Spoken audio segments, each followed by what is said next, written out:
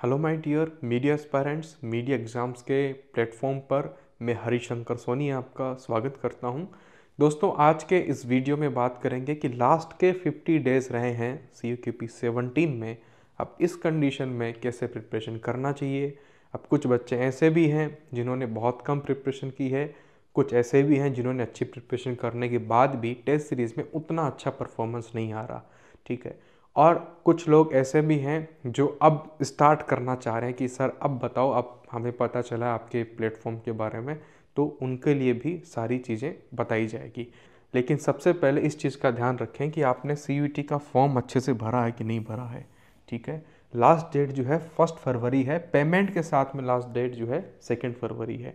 तो 1 फरवरी से पहले कम से कम रजिस्ट्रेशन तो आप कंप्लीट कर ही लेना। ठीक है। जो बच्चे मतलब ऐसा है कि देखो, पेमेंट वगैरह का कुछ इशू आता है, कुछ लोग रिपोर्ट कर देते हैं, तो पेमेंट वगैरह तो आपकी 2 फरवरी तक चल जाएगा, लेकिन अभी जो रजिस्ट्रेशन है वो आपको अभी से ही करना पड़ेगा। ठीक है। किसी का OTP नहीं आता, कोई इशू हो सकता है, तो लास्ट डेट के भरोसे ना रहें और एक्सटेंशन के भरोसे भी ना रहें। फटाफट से पैटर्न देख लेते हैं। देखो, 75 क्वेश्चन आएंगे। ठीक है। और ये मीडिया के डोमेन से और थोड़ा करंट अफेयर्स, GK टाइप के क्वेश्चन, GS यानी कि पॉलिटी है, इकोनॉमी है, जियोग्राफी है, कल्चर है, यहाँ से क्वेश्चन आते हैं। ठीक है। लेकिन इनके अलावा जो आपके क्वेश्चन होते थे पार्ट A में, ठीक है, रीजनिंग के, मैथमेटिक्स के, ग्रामर के, वहाँ से कोई क्वेश्चन नहीं आएगा। ठीक है। पिछले साल भी आप सोचिए कि कई बच्चे ऐसे थे जिनको एग्ज़ाम में बैठने के बाद पता चला कि अरे मैं तो ग्रामर पढ़ के आया हूँ और यहाँ पे तो ग्रामर के क्वेश्चन ही नहीं है। तो कई बच्चे इतना ज़्यादा जो है मिस इन्फॉर्म्ड रहते हैं, तो ये भाई क्या कहूँ उनका। तो ठीक है, 75 क्वेश्चन जो पिछले साल आए हैं, 2024 का पेपर तो आप देख सकते हो ना, ऑफिशियल सिलेबस तो आप देख सकते हो ना। ऑफिशियल सिलेबस से इतना तो पता चल ही जाता है ना कि यार ग्रामर नहीं है इसके अंदर, रीजनिंग मैथमेटिक्स नहीं है।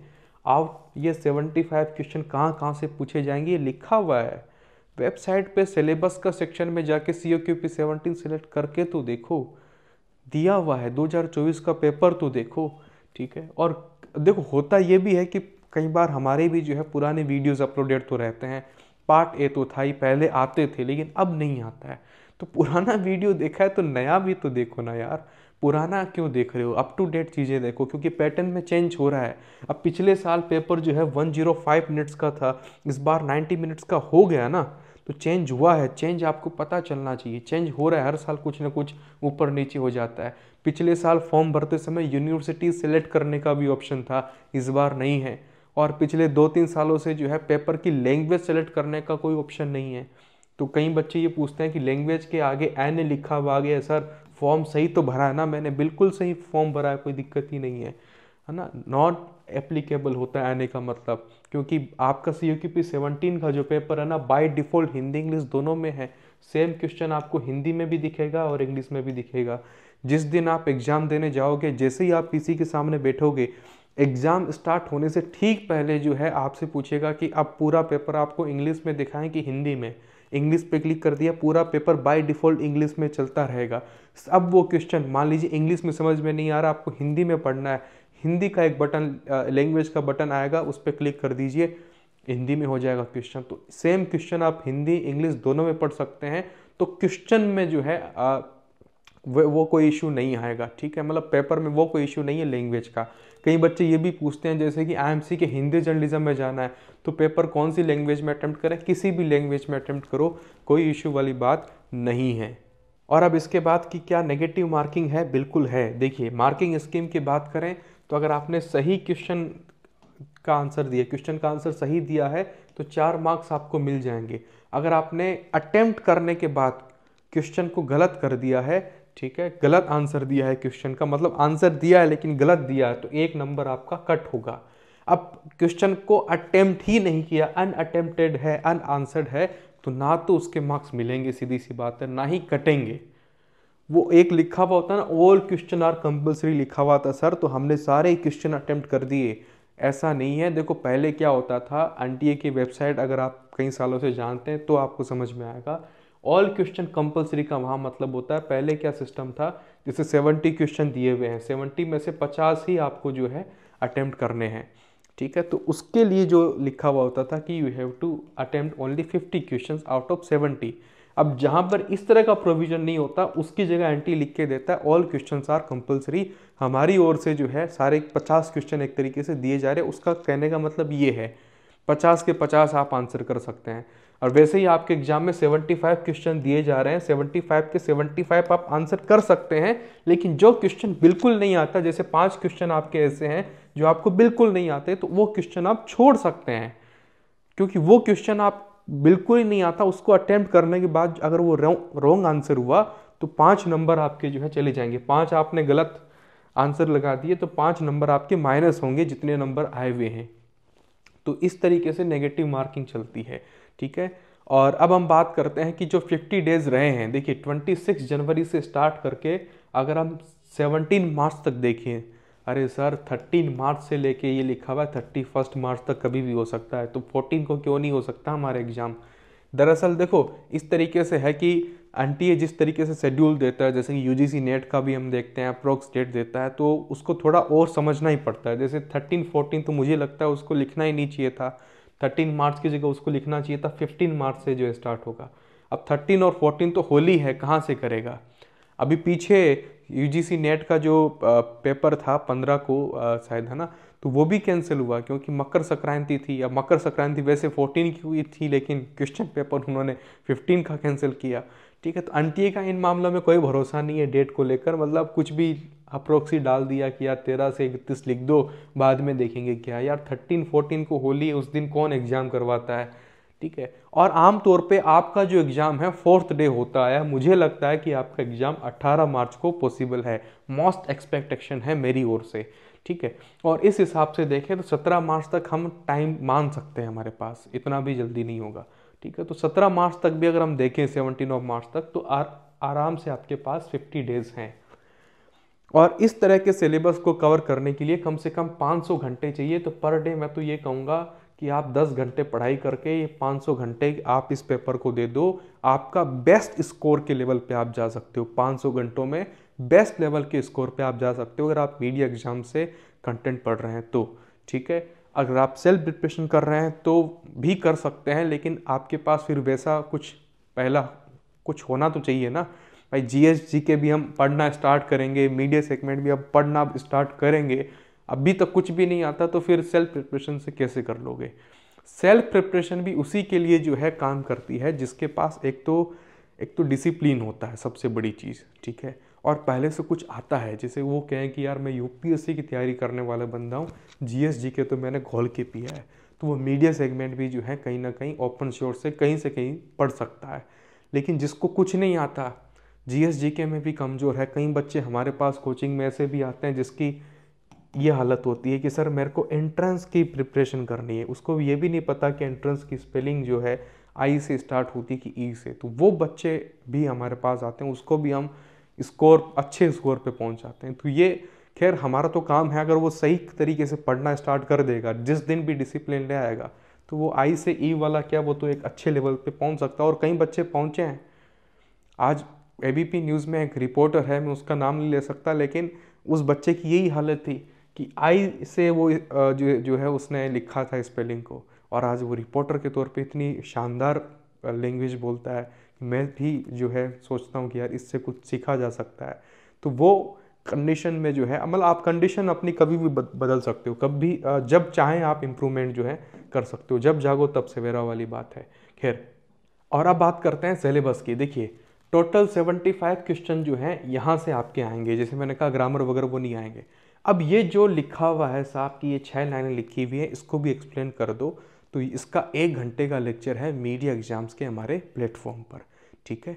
मीडिया एग्जाम्स की एप्लीकेशन जो है उसका लिंक डिस्क्रिप्शन में दिया हुआ है, उसको डाउनलोड करेंगे तो वहाँ पर आपको 2016 से लेके 2024 तक के, ठीक है, ये सॉल्व किए हुए पेपर आपको सीयूटी पीजी के मिल जाएंगे, प्लस यूजी वाले सॉल्व किए हुए पेपर भी आपको मिल जाएंगे, वो भी आप लगा सकते हो। और भी फ्री फॉकट में अगर आपको एमसीक्यूज चाहिए तो 2-2.5 हज़ार एमसीक्यूज जो हैं फ्री मटेरियल सेक्शन में भी जो है आपको मिल जाएंगे, ठीक है। ये भी आपके 1000 के आसपास एमसीक्यूज बन जाते हैं, ठीक है। तो आप चाहे फ्री में भी, अगर आप सेल्फ प्रिपरेशन भी करना चाहते हैं तो भी मीडिया एग्ज़ाम्स के जरिए आप आसानी से कर सकते हैं।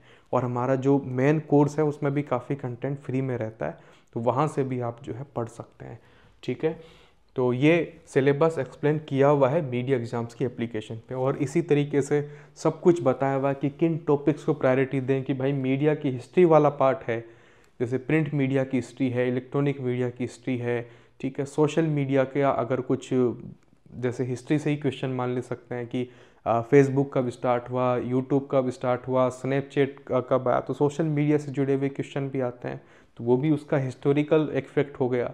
ठीक है, तो वहाँ से भी क्वेश्चन आने लगे हैं। तो कुछ क्वेश्चन ऐसे होते हैं जो हिस्ट्री वाले होते हैं और वो बच्चों को जल्दी याद होते हैं, तो कम से कम वो आराम से आप याद कर लीजिए, और यहाँ से क्वेश्चन आता भी अच्छा खासा है। तो जो बच्चे ऐसे हैं ना कि अभी हम आए हैं, नए नए प्रिपरेशन स्टार्ट की है और ज़्यादा झेल नहीं पा रहे, तो कम से कम वो वाली चीज़ें कर लो जो आपको ज़्यादा समझ में आ रहे हैं। जैसे कि ये तो समझ में आएगा ना कि दूरदर्शन कब स्टार्ट हुआ, रेडियो कब स्टार्ट हुआ, पीटीआई है, पीसीआई है, ये तो आप कम से कम कर सकते हो ना।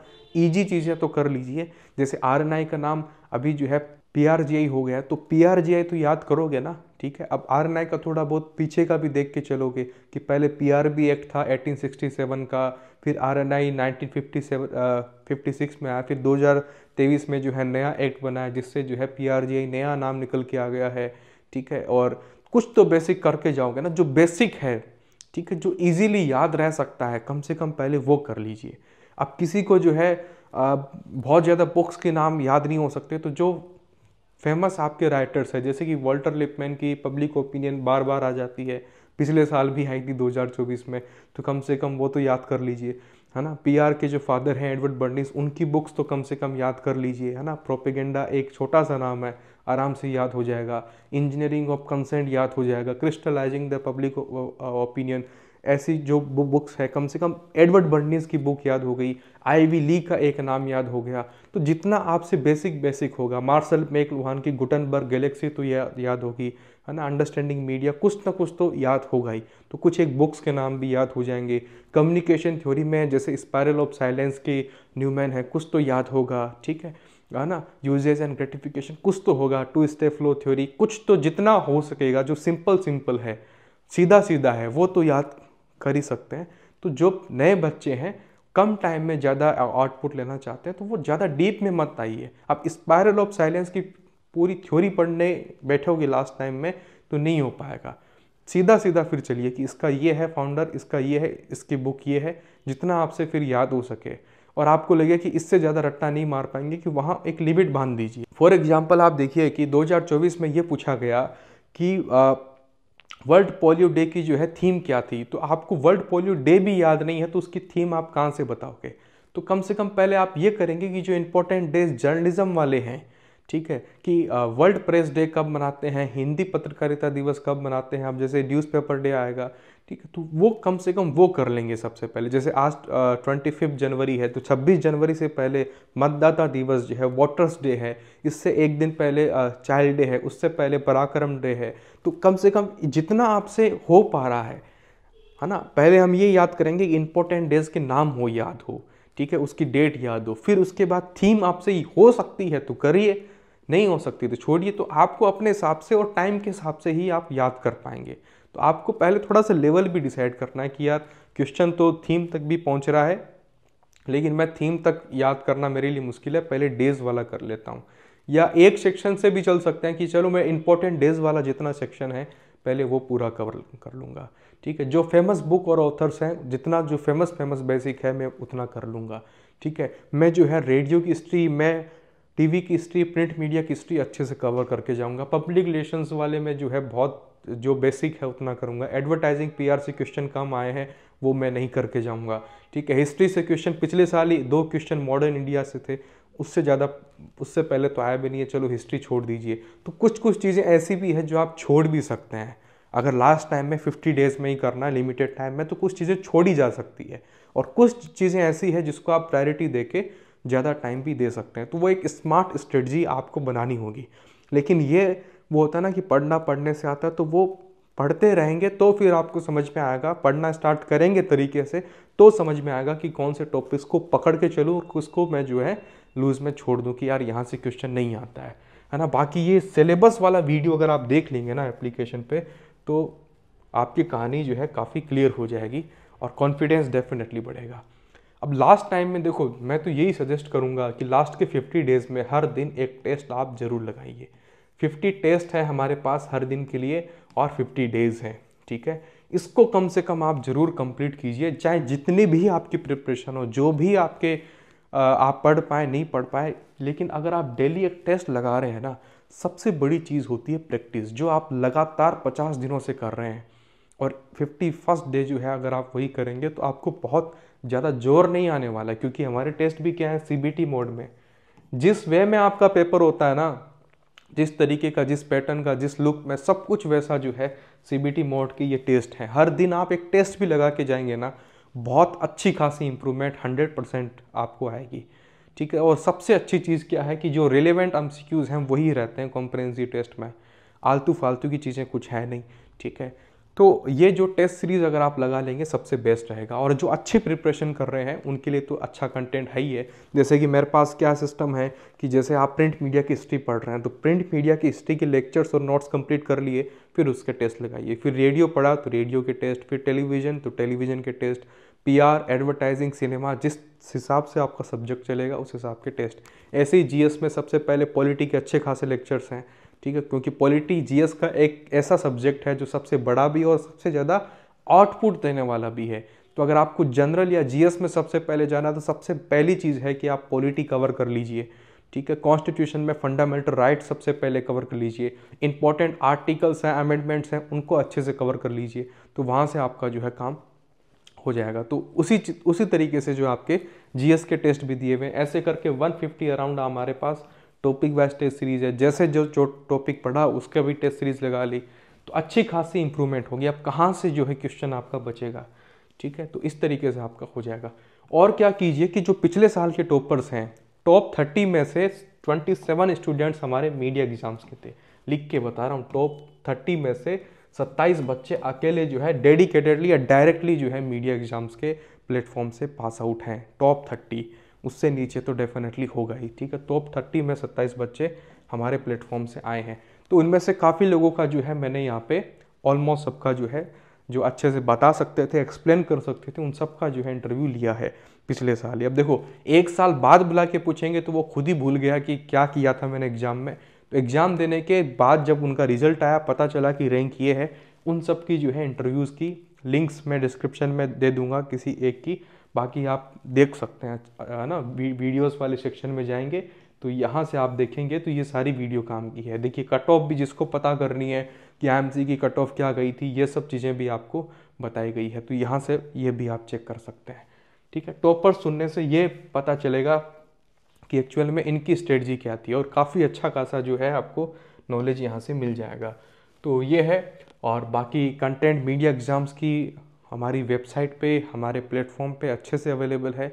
मैं चाहूँगा कि आप उसका फ़ायदा ज़रूर से उठाएं, और किसी भी तरह का कोई भी डाउट हो तो टेलीग्राम पे आप मुझे डायरेक्टली मैसेज कर सकते हैं, लिंक डिस्क्रिप्शन में है, या फिर जो है आप कमेंट सेक्शन में भी बता सकते हैं अगर आपकी कोई भी क्वेरी रह जाती है तो। फिलहाल इस वीडियो में इतना ही, मिलते हैं अगले लेक्चर में।